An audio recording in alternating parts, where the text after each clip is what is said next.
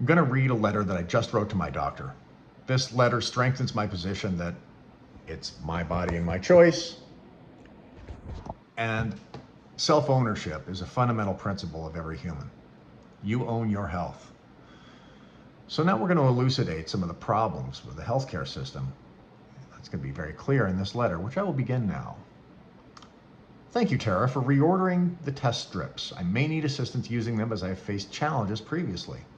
Regarding metabolic health testing, most hemoglobin A1C tests are normal in early insulin resistance. As explained, the HbA1c test has numerous limitations, including, but not limited to, iron and B12. Hemoglobin A1c evaluates blood glucose over time.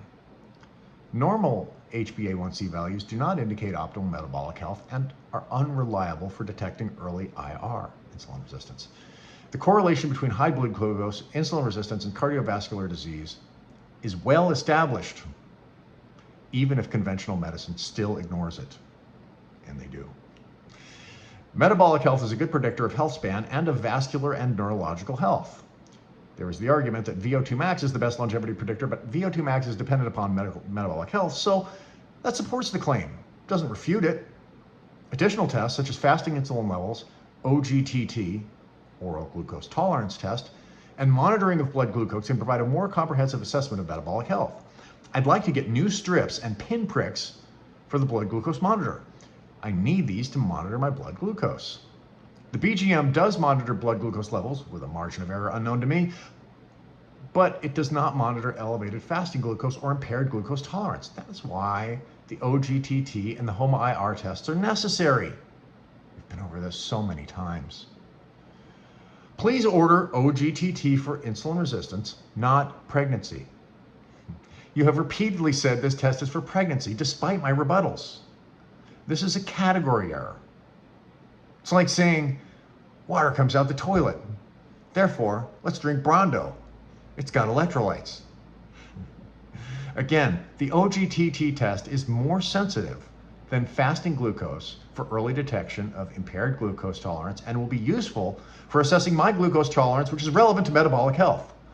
Please also do order the HOMA-IR test. This test assesses insulin resistance using fasting glucose and insulin levels, providing a better estimate of insulin sensitivity.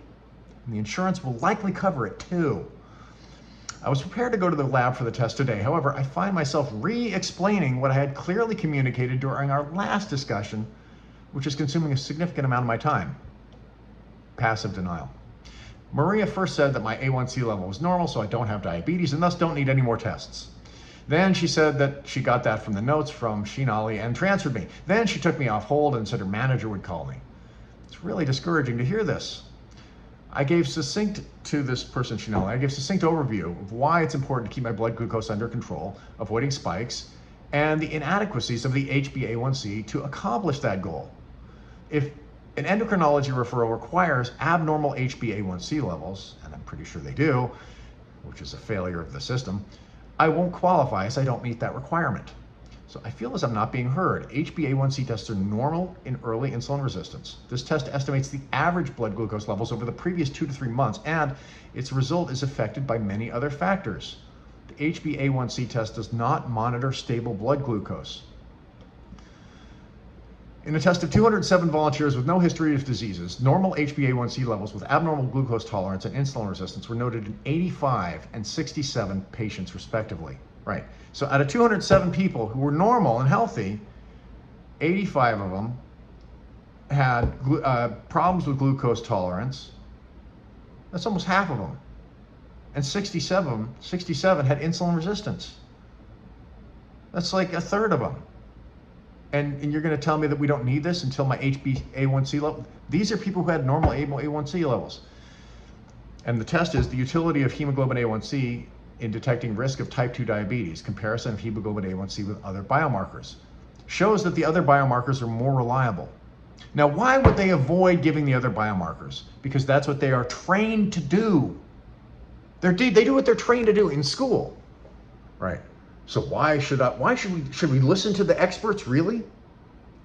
The experts are doing what they're trained to do in school. The school is training them for their industry.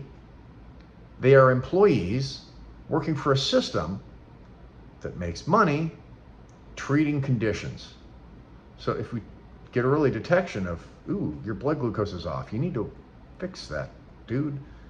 And that way you're not going to have to get our services and go on, all down the whole disease management pathways of multiple diseases, vascular diseases, renal diseases, neurological conditions, all the problems that are caused by elevated blood glucose.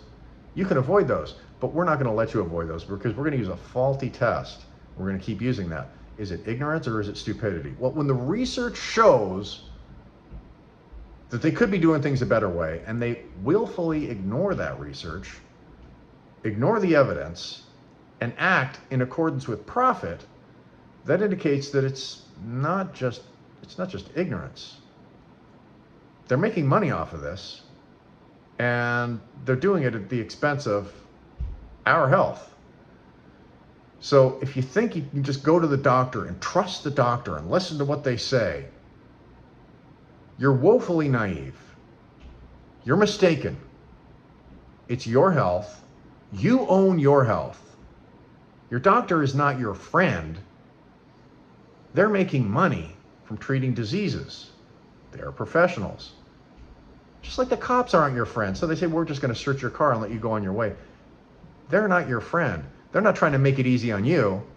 They're trying to make it easy on them. They want to search your car and find something and get you for something. If they want to get you, they're going to get you if you let them. And then the same is true with any trap. And the healthcare system is a trap. If you just go there and say, oh, I'm dumb and naive and I have no idea, you tell me what treatment you want to give me and where your profit's going to go, and I'll just do whatever you say so you can make lots of money off of me. Not a smart approach. You own your body. It's your health. So it's up to you to figure out how to manage your health.